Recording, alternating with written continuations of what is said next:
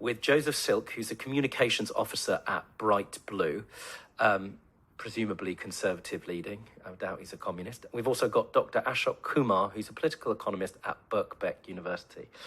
It has been a very challenging 24 hours, to say the very least. I have to say to the two of you, bored of using the word challenging. And the reason I'm using that language is because we're not allowed to swear before 9 o'clock in the evening. It's very difficult to know where to begin, and we don't have enough time. But one of the things that I've noticed, and I'm a real political anorak, is that unusually in a nation like America, especially at the moment, which has never been more politically polarized, there seems to be agreement across the media, left and right, that Biden has done an absolutely shocking job here. So the question is, what is the future of his presidency? I'm going to start with you, if I may, Dr. Ashok Kumar. Has this affected Biden's presidency? I mean, I doubt at his age he wants a second term. Who knows? But what has this done to him politically? Well, I mean, people need to understand the political dynamics in the U.S. generally, with few exceptions, Vietnam being one of them. Wars are very important to a section of American society, but not to everyone. And so I don't think it has a huge effect on his political and electoral sort of support. I do think Biden's response was abysmal, but not for the reasons that maybe some people might think. I mean, I think in this case, Biden had really no choice. Mm-hmm. Obama, Trump had promised this, so it was kind of inevitable. Biden was simply ratifying the peace process signed by Trump and backed by the Pentagon in February of 2020. Mm-hmm. I think that it's actually his response is what is the kind of height of cowardice. He refused to own America's defeat. Instead, he sort of complained that Afghans did not fight for themselves. Let's consider this. 250,000 people were killed in this war. 70,000 of them Afghan soldiers and police, 100,000 civilians, $1 trillion spent on it, and he blames the Afghan soldiers. I think that's the height of cowardice, and for that he should be ashamed, but not for withdrawing the troops. Dr. Ashok, thank you for putting it in the way that you do and for those numbers. I just had a caller who called in to say that to ask the question, why didn't the Afghan people stand up for themselves? And you, in that one sentence, have disproven it. Joseph Silk at Bright Blue, you can't disagree with any of that, surely, I don't know. I think it's absolutely repellent to blame the Iraqi people, the Afghan people, to be honest. I think what a sad, sorry episode this entire thing has been. And President Biden can't just blame everybody apart from himself. I think the speech last night was shocking and depressing. If you closed your eyes, it could have been Donald Trump speaking. It's certainly not what I expected from such an experienced foreign policy operator. To be honest, it's far more cold-hearted than I expected from a man who's suffered so much personal tragedy. Biden said America is back. Where is America now? It's running away.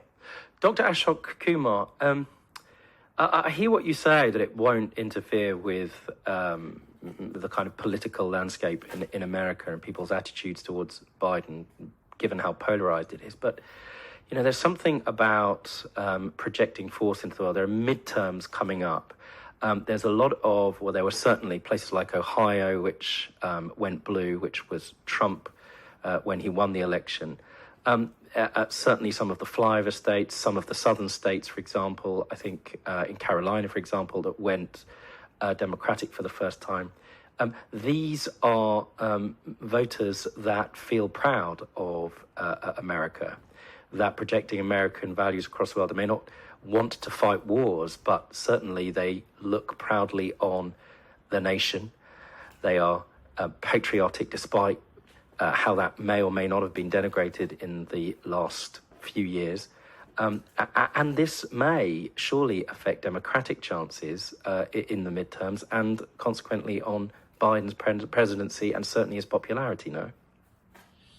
Well, yeah, I mean, in terms of his overall popularity, maybe. But I think if you look at the polling data, most Americans, when you talk about Afghanistan, most Americans, it didn't even make the top 10 in terms of what they were worried about. Many Americans didn't even know that America was still there. The fact is that America occupied Afghanistan for 20 years.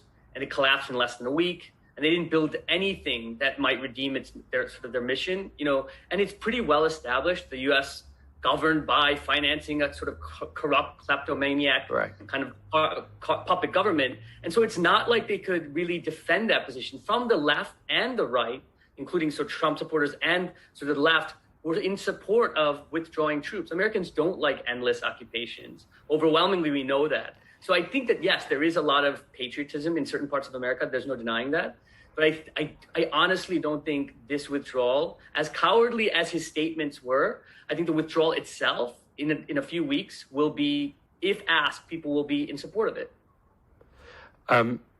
Joseph Silk, I see you nodding along to Dr. Ashok Kumar's informed view there, right? I think humiliation at the hands of the Taliban probably won't help him win a second term in office, but it's absolutely right that American public opinion has been supportive of withdrawing troops from Afghanistan, and indeed Democratic nominees across the board supported that. But that could still change if the ramifications from the withdrawal become severe. And I just want to pick up on a point that Dr. Kumar made about some Americans not even knowing that American troops were still there. The American presence was much smaller than it was back in 2001. And I don't see any reason why a smaller contingent of American troops could not have stayed there to help hold the line against the Taliban. That's one of the important points, Dr. Kumar, is that over the last year there'd been limited losses, and it was supposed to be a planned and I use this language, a mindful, organised withdrawal. Ultimately, that hasn't happened. It's being reported across the media landscape, which has otherwise been universally, certainly the Washington Post, the New York Times, all of the usual suspects supportive of Biden. They, for the first time, have come out and criticised him. That must damage him, surely. Well, I can't really speak to we'll know whether it's damaging or not in a few weeks or months or maybe even years. I think it's really hard to say at this point. I would say that on the question of continuing an occupying force, I think that there's no evidence, again, that 20 years of an occupation has built any kind of infrastructure, has made the government, given the government any legitimacy. This was inevitable unless you had an endless occupation. That's the question. The question is, do you support an endless occupation or not? I mean, look at it. It is presented as humanitarian intervention, but the occupation spent $1 trillion. Over the lion's share of that went to financing really the boots on the ground and winning over building patronage networks. Can I pause you there, Dr. Kumar? I mean, you're very interesting on this point, and this is where our personal interests, our Venn diagrams cross over one another. You're a political economist. It wasn't just that, but of course the years of inquiries that no doubt will ensue in America and here, certainly in America, I can see it coming. Loads of that money, that $1 trillion, went to line the pockets of criminals and government after government that America and the West, NATO especially, propped up, right? Is there any way around that? Well, I mean, I would say there's two questions here. If I can answer this really quickly, like if for the next time, I don't think this should be done. I also think if you prop up a government and then, look, Afghanistan is a very underdeveloped peasant agrarian society. People talk about Kabul. Kabul isn't really the seat of power. It's the countryside where the Taliban won. And if you have a puppet government that's hoovering up all these resources and then being paid to burn down fields of poppy, you're not going to win over the population. In 2001, there was almost no one who's addicted to heroin, and now 10% of young people in that country are addicted to heroin. I mean, it is a question, and it isn't, and the U.S. has just announced that they'll have a permanent special military unit based in Kuwait of 2,500 troops that are ready to bomb Afghanistan and maim more people and kill more people potentially at any given moment. I don't think that is the answer. More violence has not proven to be an effective tactic to win over the support of unoccupied people. Joseph Silk, you've heard what Dr. Kumar has to say. Is it ever effective, ever, for us to go adventuring around the world and try to build and project our version of Western liberal democracy, especially given the cat-handed way that Dr. Kumar describes what we did? And by we, I mean the Americans, the West, and NATO allies. Well, I don't think we can impose liberal democracy on another society per se, but I think supporting the development of Afghanistan is something that we clearly failed at doing. There was a rampant corruption within the Afghani government, and that's undeniable. I thought it was interesting what Ben Wallace said, actually. It might have been more than a month ago now.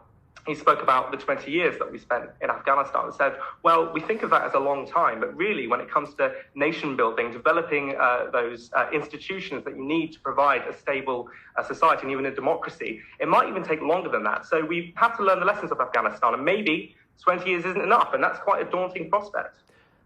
Thank you very much, Joseph Silk. Before we go and end this discussion, some people may have missed the beginning of what you had to say, Dr. Kumar. You gave us some numbers about the Afghan army. I don't know whether you're on social media, but certainly I'd like to know them, and I think we all deserve to be better informed. Can you just repeat some of the statistics you gave us earlier about the Afghan army? I'm going to make a note while you're talking. I'm going to be, if people know what I say now, they'll know that I'm committing it to memory. I'm going to be writing it in big. Well, it's, again, very hard to get these numbers, accurate numbers, but the total number of people killed since 2001 is estimated at 250,000. Take it slowly, please. 250,000, yeah. 250,000.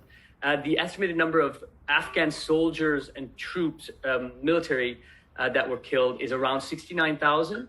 And the estimated number of civilian deaths is about 100,000. So 100,000 civilian deaths killed by occupying forces. So it's... and then there's $1 trillion that were spent by the U.S. alone. So that's the numbers. Again, these are contested, but it's broadly. There's a really good piece on this actually in the recent New Left Review written by Tariq Ali. If you want to look at the numbers and also the effects of this long term, we will do. But the critical statistic you gave, the 69,000 members of the Taliban army who have lost their lives, and it's a response and an answer in part to those who say, why didn't the Afghanistani army stand up for their own country? And the answer is, well, they did. Thank you very much, gentlemen. What a privilege it is to listen to two informed people have a discussion, to have the space and the time to do so. Thank you, Dr. Ashok Kumar, political economist at Birkbeck University, and Joseph Silk, communications officer at Bright Blue. I'm Rob Brinder.